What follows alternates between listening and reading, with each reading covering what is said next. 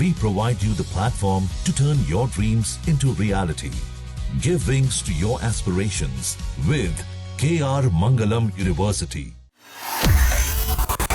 क्या ईरान के चारों तरफ अमेरिकी सेना ने डेथ जोन बना दिया है?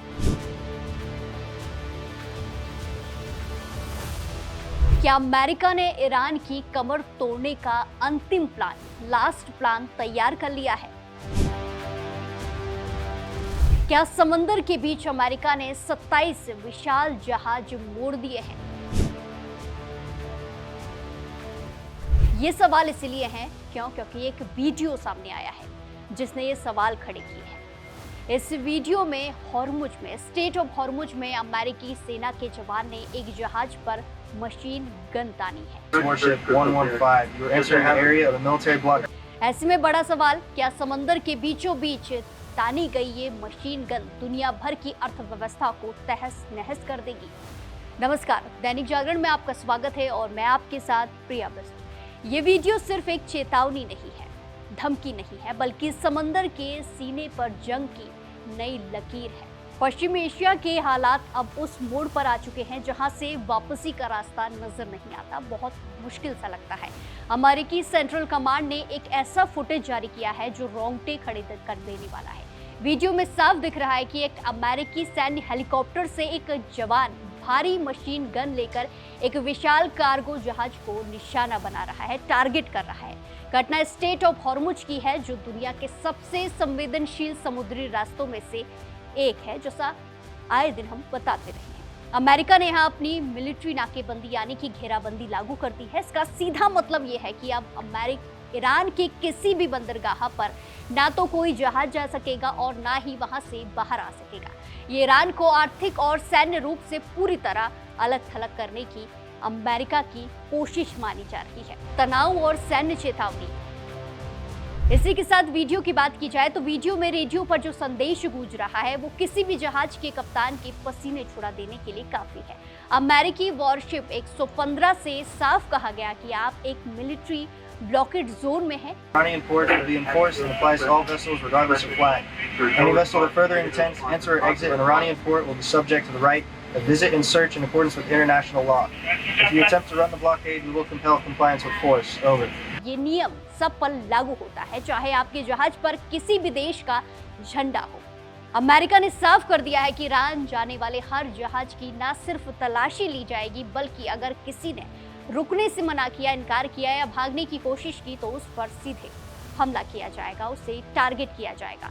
सेंट्रल कमांड के मुताबिक अब तक 27 जहाजों को उनकी मंजिल तक पहुंचने से पहले ही समुद्र के बीचों बीच वापस मोड़ दिया गया। वहीं आपको बता दें कि ये नाकेबंदी ऐसे समय में हुई है जब ईरान ने पहले ही शांति समझौते को किनारे कर हॉर्मुज को, स्टेट ऑफ हॉर्मुज को बंद करने की धमकी दी थी। इधर अमेरिकी सैनिक मशीन गन ताने खड़े हैं तो दूसरी तरफ ईरान भी शांत नहीं बैठा है। खुफिया रिपोर्ट्स के मुताबिक ईरान ने अपने तटीय इलाकों में कामिकाज़े यानी कि सुसाइड ड्रोन्स और एंटी शिप मिसाइलों की तैनाती कर दी है। ईरान की रेवोल्यूशनरी गार्ड्स IRGC ने धमकी दी है कि अगर उनके जहाजों पर हमला हुआ, उन्हें टारगेट किया गया तो वो पूरे स्टेट ऑफ हॉर्मुज को समुद्री बारूद से भर देंगे। यानी एक छोटी सी चिंगारी इस पूरे रास्ते को जहाजों का कब्रिस्तान बना सकती है। हॉर्मुज की ये लहरें इस वक्त बारूद के ढेर पर बैठी हैं। एक तरफ दुनिया की सबसे ताकतवर नौसेना है तो दूसरी तरफ अपने अस्तित्व के लिए लड़ रहा ईरान।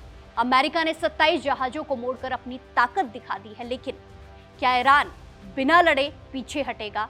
इतिहास गवाह है, जब भी हॉर्मुज में, स्टेट ऑफ हॉर्मुज में तनाव बढ़ा है, दुनिया ने उसकी कीमत चुकाई है। क्या इस बार भी इतिहास खुद को दोहराएगा या कूटनीति के जरिए इस महायुद्ध को टाला जा सकेगा? Global supply chain.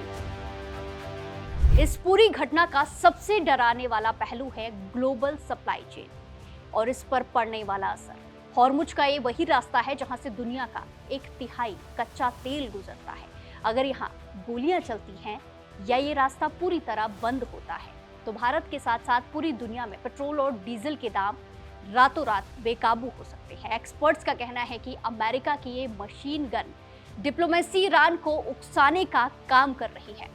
फिलहाल ईरान की तरफ से कोई बड़ा सैन्य पलटवार तो नहीं हुआ है, लेकिन अंदर खाने कई सारी खबरें हैं। लेकिन उनकी खामोशी किसी बड़े तूफान का संकेत भी हो सकती है। अमेरिकी सेना ने उस पूरे इलाके को एक किले में तब्दील कर दिया है। अब सबसे बड़ा सवाल ये उठता है, क्या ये तनाव सिर्फ हॉर्मुज तक सीमित रहेगा या ये पूरी दुनिया को अपनी चपेट में ले लेगा? अगर ये नाकेबंदी जारी रहती है तो ईरान के पास केवल 2 ही रास्ते बचेंगे, या तो वो अमेरिका के सामने घुटने टेके सरेंडर कर दे या फिर पूरी सैन्य ताकत के साथ इस घेराबंदी को तोड़ने की पूरी कोशिश करे। और अगर ईरान ने दूसरा रास्ता चुना तो उसे तीसरे विश्व युद्ध की आहट कहना गलत बिल्कुल भी नहीं होगा। समंदर की लहरें फिलहाल तो शांत दिखाई दे रही हैं, लेकिन इन लहरों के नीचे बारूद का ढेर जमा हो चुका है। हम लगातार इस खबर की एक एक गतिविधि पर नजर बनाए हुए हैं। क्या अमेरिका की ये सख्ती जायज है या ये ईरान को खुली चुनौती जैसी लगती है? अपनी राय कमेंट्स में जरूर बताएं और ऐसी ही देश और दुनिया की खबरों के लिए जुड़े रहिए दैनिक जागरण के साथ। नमस्कार।